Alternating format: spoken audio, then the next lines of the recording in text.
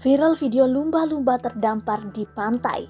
Setelah ditelusuri, ternyata peristiwa itu terjadi di Desa Panda, Kecamatan Palibelo, Kabupaten Bima, Nusa Tenggara Barat. Balai Konservasi Sumber Daya Alam (NTB) melalui Seksi Konservasi Wilayah 3 Bima yang melakukan penelusuran.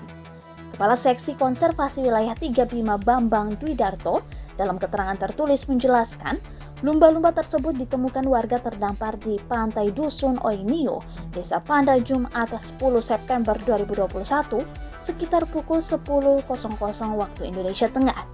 Lumba-lumba ditemukan dalam kondisi sudah mati. Setelah meminta keterangan sejumlah warga, mereka mengaku tidak mengetahui jika mamalia tersebut satwa yang dilindungi. Karena tidak tahu, warga kemudian mengangkut lumba-lumba menggunakan sepeda motor menuju Desa Panda. Kemudian lumba-lumba itu dipotong-potong oleh warga setempat. Selanjutnya dagingnya dibagi-bagikan kepada warga desa.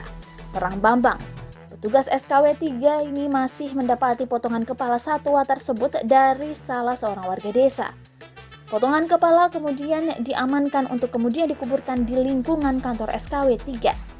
Menindaklanjuti laporan tersebut, Kepala BKSDA NTB Joko Iswanto memerintahkan Kepala SKW 3 Bima dan jajarannya memberikan edukasi kepada masyarakat setempat